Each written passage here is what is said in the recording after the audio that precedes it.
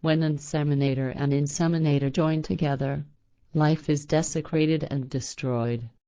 But if conceiver and conceiver join together, there is neither desecration nor destruction nor procreation. Truly, I say to you, there is no animal beneath the heavens that would behave like humankind and violate the laws of creation and nature. Are you not much more than the animals? No animal is found under the heavens for which males cohabit with other males, but females are found together with females, because male and female animals follow the laws of nature. Whosoever indulges in fornication for the sake of pay or pleasure shall be castrated or sterilized, expelled and banished before the people. Regarding marriage and cohabitation, whosoever sexually abuses a child is unworthy of life and its laws, and shall therefore be punished by castration or sterilization, and be deprived of freedom through lifelong confinement and isolation.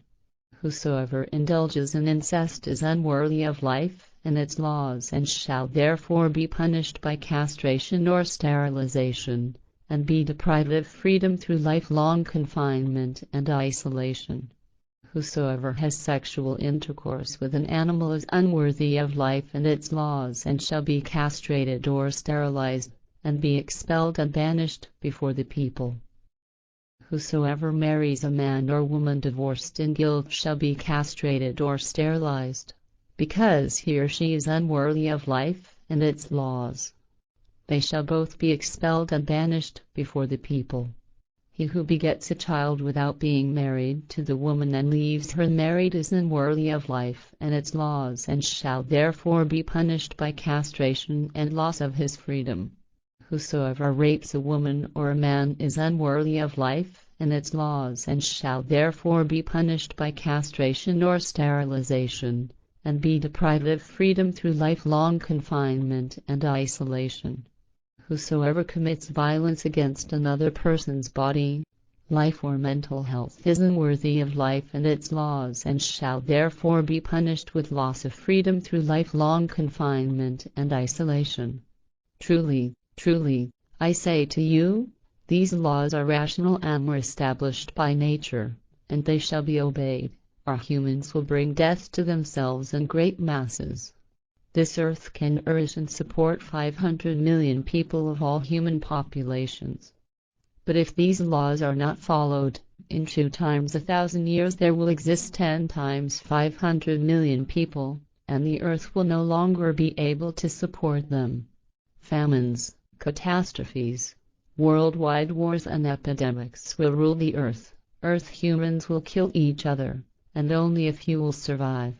Truly, I say to you, there will be wailing and chattering of teeth when so much human blood drenches the sands of earth that new life forms arise from it, bringing the final horror to mankind.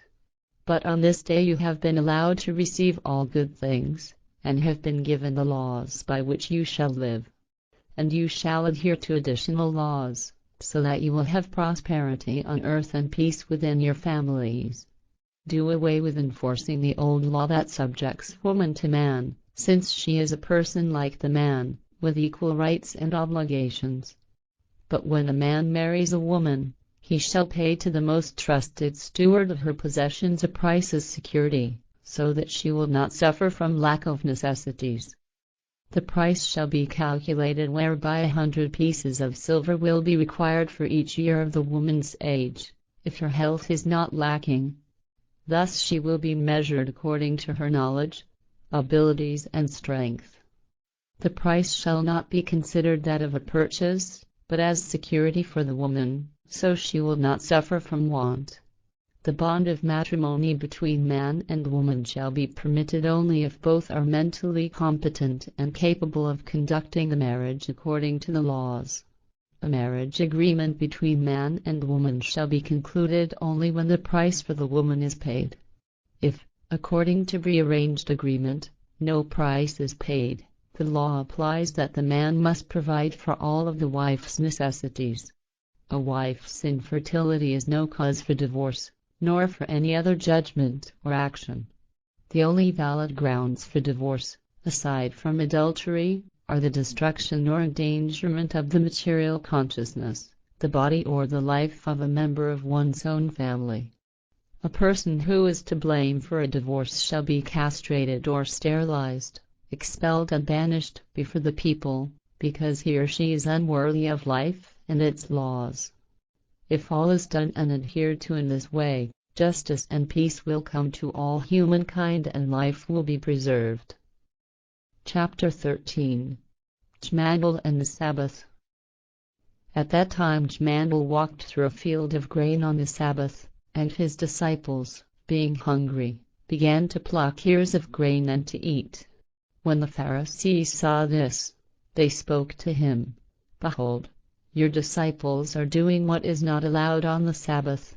But he spoke to them, "Have you not read what David did when he and those with him were hungry?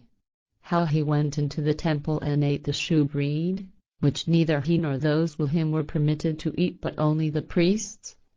Or have you not read in the law, how on the Sabbath the priests in the temple violate the Sabbath and yet are without guilt? Truly, I say to you, you brood of snakes and vipers, a stone will turn into bread before no work may be done on the Sabbath. For the law that the Sabbath be kept holy is only a man-made law without logic, as are many man-made laws that contradict the laws of creation.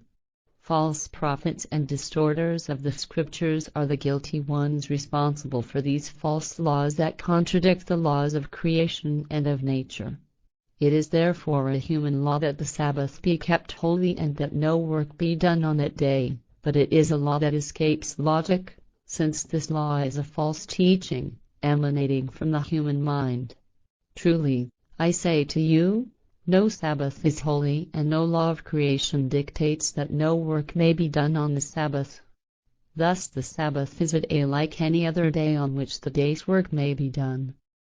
Humans are creatures with wills of their own, thus they alone ate masters over the Sabbath, as was previously written in those ancient scriptures and laws that were not adulterated by false prophets, distorters of the Scriptures and Pharisees.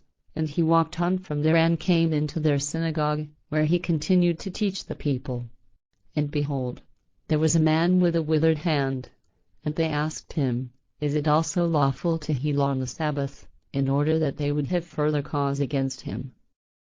Jmmanuel and the Sabbath. But he spoke to them, "You hypocrites, if only you had eyes, ears, and minds so you could see, hear and understand, but you are blind and without reason because you lack the knowledge to see, hear and understand nature.